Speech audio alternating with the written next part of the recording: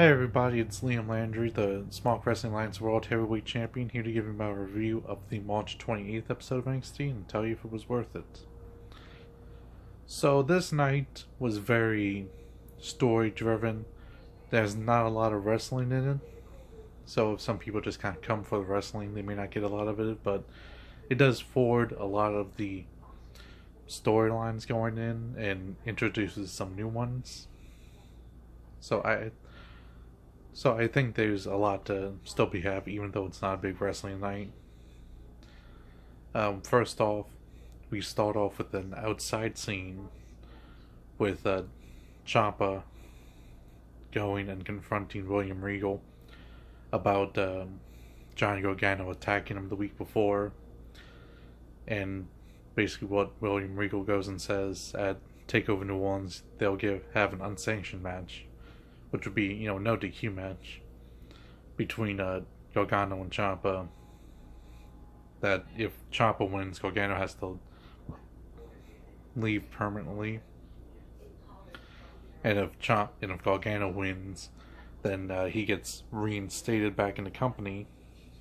And I think that's weird how they delivered this, because why would Ciampa be okay with this? Why would he want to give Gargano the chance to come back, especially since, he's already left. He really should be saying, no, Gargano's not supposed to be here at all. It doesn't work for the company. He shouldn't be attacking people. He should be banned at that point, It's kind of not a good... It's kind of like a little storyline mistake there, having it put, but it's still exciting to see the upcoming Gargano Ciampa match. Should be real good. They have a lot of heat behind it and all. So it's not necessarily worth it, because that's the only part of it. Point is just to say that the match is coming up, but still, I'm excited for the match. We've known that it's been coming. Good to see. Anyways, after that, William Regal makes his announcement about the new championship belt. They're going to have a mid-card title called the North American Championship belt, and it's going to be and the winner is going to be crowned at TakeOver New Orleans. Now, as he's making this announcement, we get the debut of EC3, who comes out, and he's trying to thank William Regal for being given the championship, but William Regal stops and says, no, you have to compete with everyone else. And he says it's going to be a 6-man ladder match at TakeOver New Orleans to see who wins. So this is an exciting match. Right there, he just says that EC3 is a part of it, but he makes the announcements later on in the night. And I guess I'll go through them right now. After that announcement, he says that Adam Cole is going to be in there. Then Velveteen Dream comes up and talks to William Regal and saying that he wants in the match, so he puts Velveteen Dream in there. Then later, William Regal goes to Lars Sullivan, tell him that he's going to be in the match, and Lars says he wants Killian Dane. And William Regal says Killian will also be in the match, being the 5th man. And he also said that they will have a match next week, one-on-one. Then the last competitor to be named was the one at the very end of the night, and it is the debut in Ricochet. So we saw him at a TakeOver quite a while ago, but now he's finally making his debut. I don't think, from what I've heard, it's going to actually be at next week's NXT, and not going to be at TakeOver New Orleans. So we're going to see him a little debut for him before TakeOver New Orleans, which would be good. So it's quite a lineup, and it's really good, and it was a good way of how they stretched this, announcement all the way through the night. Really made it feel important, and putting some real big names in there. The only thing about it that I'm not so sure about, and it's only kind of partially related, is the fact that they're going to give us Killian Dane versus Lars Sullivan next week. I don't know, you think they would wait to after the ladder match, build more of the rivalry at that point? I don't think it's going to be a clean finish for next week. I think they're really going to save a Killian Dane, Lars Sullivan one-on-one whole match for a takeover down the line. But anyways, overall, those segments are worth it for when they come in. It's a very exciting time, very excited for the championship and the match. So, very good. Then after the initial segment where he talks about that, we get our first match of the night. And that's the first match of the second round of the Dusty Rhodes Tag Team Classic between the Authors of Pain and the Street Profits. And this started off as a good match. Some nice back and forth, very interesting stuff, but it ends very, very quickly. One of the Street Profits has, is trying to get Paul Ellery to drink from his cup, and then Paul Ellery smacks the cup away, and while the other Street Profit, the legal man, is in the ring distracted, the Author's Pain come up and grab him and take him out and for the win. So it's really quick, just over and done with like that. That's what I'm saying when it's not a lot of wrestling tonight. So it's not really worth it. Authors of Pain going to the finals, but beyond that, it's a blowover match. Afterwards, we see a backstage interview with TM61, but they're not really the main focus of here, because it starts off talking with them, but you see in the background, you see Shayna getting into an argument with one of the trainers, or one of the coaches in NXT, the NXT Women's coach, and then Ember Moon comes in and confronts her. So they stop the interview with TM61 to run into the training area to see the confrontation, and just goes into an all-out brawl. I really like the way this is done, because it makes it feel more realistic than just happening in real time and spontaneous, and it makes it a little more exciting. And I thought it was done very well. The brawl was real good, and it's like I said, it gets more excitement for the the actual storyline going, and that's what most of the segments are done, trying to do, getting you all excited for TakeOver New Orleans. So after that, we get our we were supposed to be getting the women's match of the night.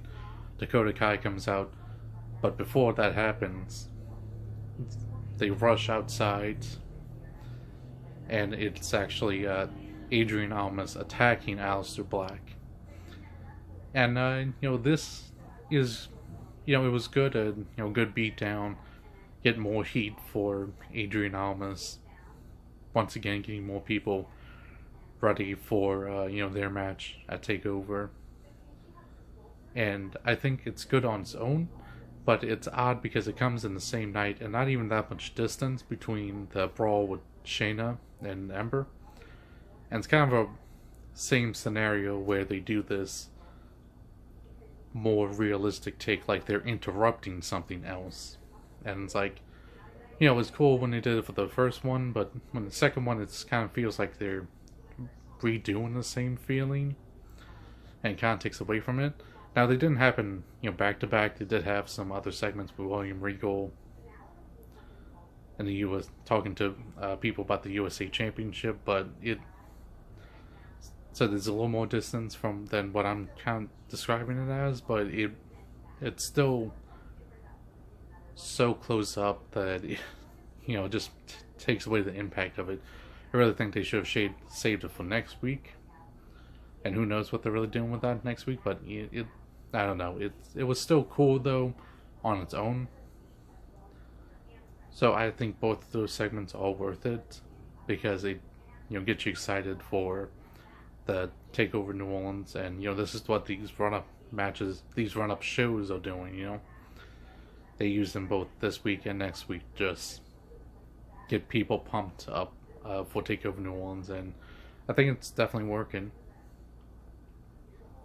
Then after that, we get a Lars Sullivan match. He's coming back from injury, and it's a squash match. I think the guy he fought was John Silver or Jake Silver. It was not much of a match. It was very one-sided and very quick. Once again, like I said, there's not a whole lot of wrestling in this episode. It just kind of comes and goes. Afterwards, that's the William Regal talking to Laws and all. So it's not worth it. Then we eventually get to the end of the show, which is the second match of the second round of the Dusty Rhodes Tag Team Classic. This is between Sanity and the team of Pete and Strong. Pete Dunne and Roderick Strong. Sanity is represented by Eric Young and Alexander Wolf.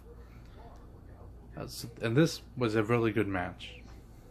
It's the only match of the night that was really anything other than just a few minutes of wrestling, really.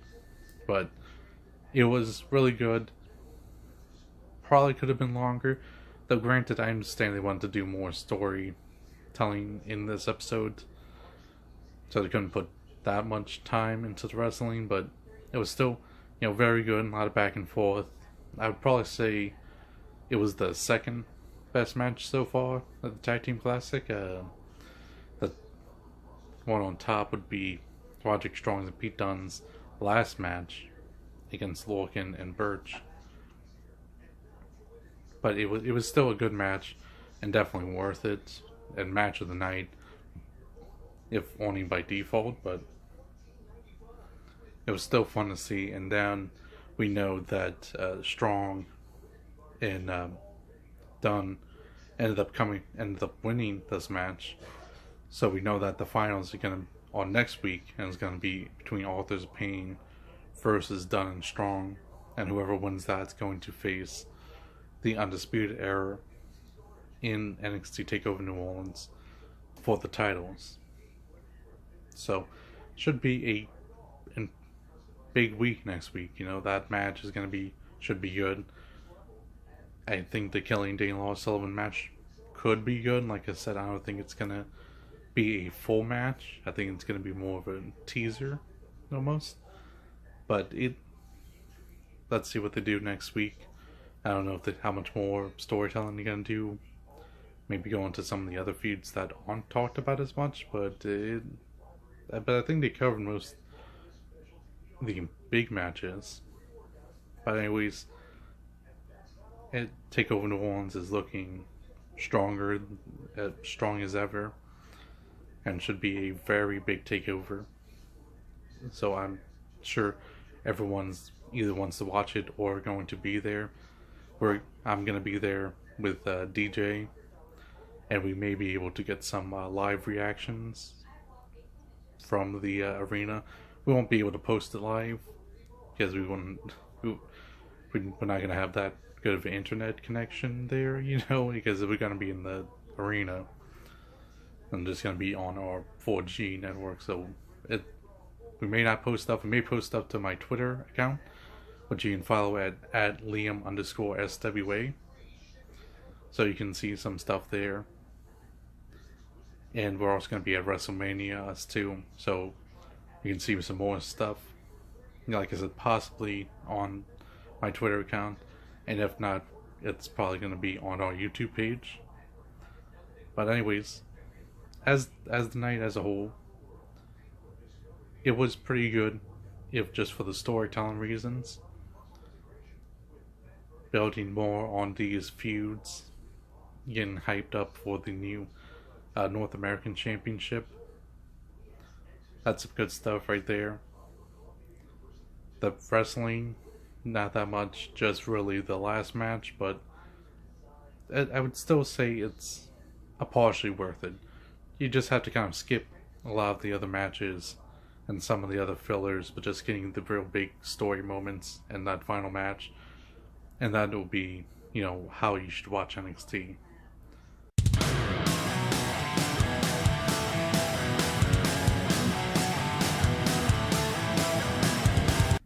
Hey everybody, it's Liam Landry here, the Small Wrestling Alliance World Heavyweight Champion, giving you my review of the April 4th episode of NXT and tell you if it was worth it or not. So this is the go-home show before TakeOver New Orleans. and it starts off with a recap of the Dusty Rhodes Tag Team Classic thus far. Good recap, getting you in the mood there. They also, in that segment, talk about the fact that Fish, one of the members of Undisputed Era and their tag team partner, is injured. He has a leg injury, and he's not going to be able to compete at TakeOver New Orleans. And it would have to be, if they do defend uh, Adam and O'Reilly, Adam Cole and O'Reilly defending the championships. So that's an important segment that plays off a little later in the night, because after that we get to our finals of the Dusty Rhodes Tag Team Classic. Personally, I didn't think it was going to be the beginning, the very beginning of the episode. I thought it was going to be saved for the main event, seeing that it's the final and all, but it's up front, and it's a really good match. It's between the Authors of Pain and the team of Pete Dunne and Roderick Strong, and it's a really good match. Some nice back and forth, some good storytelling, and saying that the Authors of Pain are really strong, really tough, and they have to be worn down by the Dunne and Strong. So there's some good storytelling, some nice action in the ring there. Though we don't end up getting a winner in this, because before we can, the Undisputed Era comes down, and this is Cole and O'Reilly. They come down and they attack both teams, causing a double disqualification and have no winner.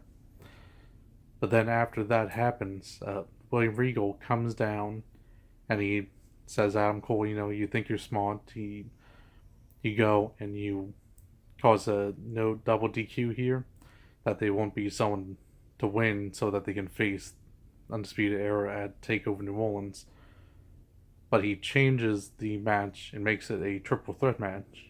So it's going to be Undisputed Era, which as right now seems to be Adam Cole and O'Reilly versus Authors of Pain, and also versus Pete Dunne and Roderick Strong. So it's going to be a triple threat match for the Tag Team Championships at TakeOver New Orleans. So I don't know if Adam Cole is going to be pulling double duty, because he's also in the North American Championship match, or if perhaps they'll bring someone new into Undisputed Era to be in the tag team. I'm not that sure, but I guess we'll see real soon. Then after that, we end up getting a ton of promos, because it's a go home show. We have a ton of, I wouldn't say promos, but some video packages for all of the major matches at TakeOver New Orleans.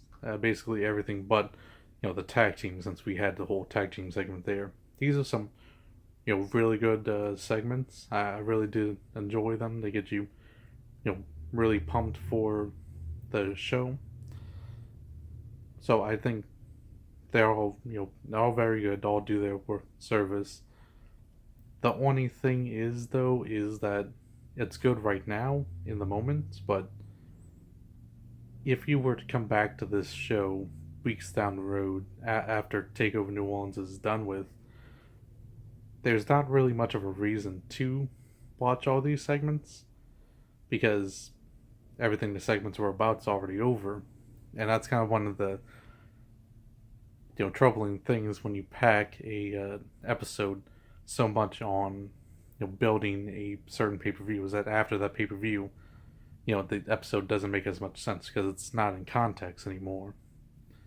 So that's kind of the one negative, but for right here, right now, it's very good. Get you in the mood, get you all pumped up for all the matches, if you're somehow not pumped up already, because I think nearly all of them have really great builds.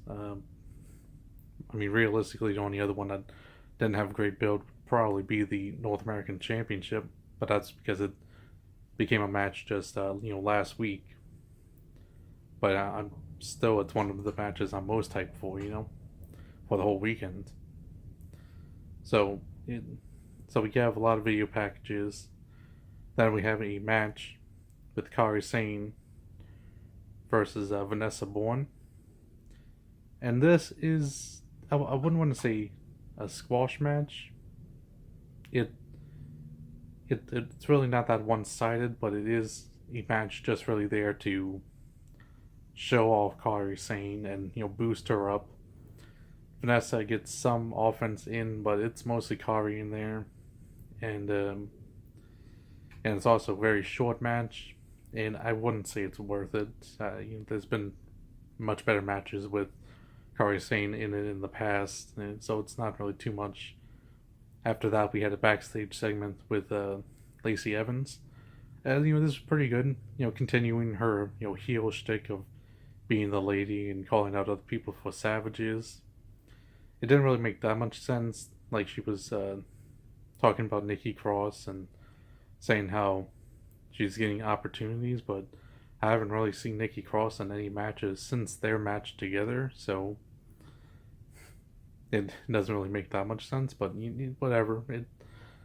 It's good for what it's worth. I mean, she's a good heel for the division, which is always necessary. Anyways, after that, more video packages. Once again, more excellent video packages, excellent production, everything about that. Then we get to our final match of the night, which is Killian Dane versus Lars Sullivan.